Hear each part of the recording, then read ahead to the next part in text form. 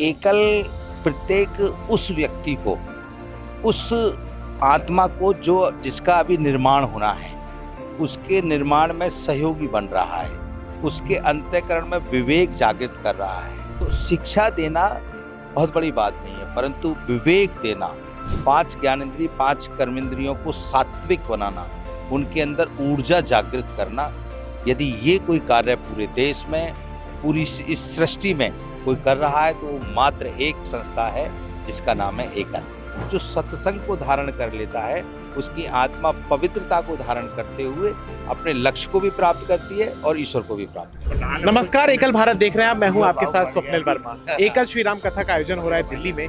इस समय हमारे साथ मौजूद हैं आनंद अखाड़े के आचार्य महामंडलेश्वर बालकानंद जी महाराज। गुरुदेव, पहले तो बहुत स्वागत है आपका। महाराज, एकल श्री राम कथा का आयोजन हो रहा है दिल्ली में और इतना सुंदर कार्य एकल देश भर में कर रहा है लगातार, कैसे देखते हैं आप?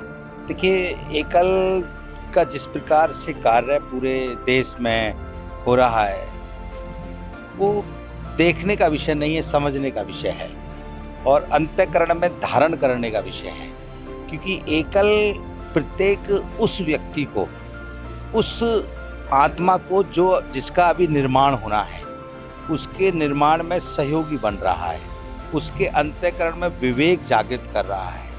हमारे भारत की जो संस्कृति है, उसको कैसे वो व्यक्ति धारण कर सकता है, उस तक उसको पहुंचा रहा है। तो एकल का जो अभियान है, वो एक ऐसा अभियान है जो पूरे भारत को विश्व गुरु बनाने के लिए पथ प्रशस्त कर रहा है और युवाओं को जागृत कर रहा है। तो शिक्षा देना बहुत बड़ी बात नहीं है, परंतु विवेक देना, विवेक को जागृत करना, आत्मा को जागृत करना, 5 ज्ञानेंद्रिय 5 कर्मेंद्रियों को सात्विक बनाना, उनके अंदर ऊर्जा जागृत करना, यदि ये कोई कार्य पूरे देश में, पूरी इस सृष्टि में कोई कर रहा है, तो मात्र एक संस्था है जिसका नाम है एकल। महाराज जी, आपने बहुत ही कम आयु में संन्यास की दीक्षा ली थी। आज के युवा जो धर्म के कार्य में थोड़ा सा कम दिखते हैं रुचि में, उनको आप क्या संदेश देना चाहेंगे कि वो भी धर्म के साथ जुड़ें और जागृत हों? देखिए, अभी जो वर्तमान में वातावरण बना हुआ है, तो इस समय सबसे ज़्यादा अगर किसी को जिज्ञासा है तो वो युवाओं को है।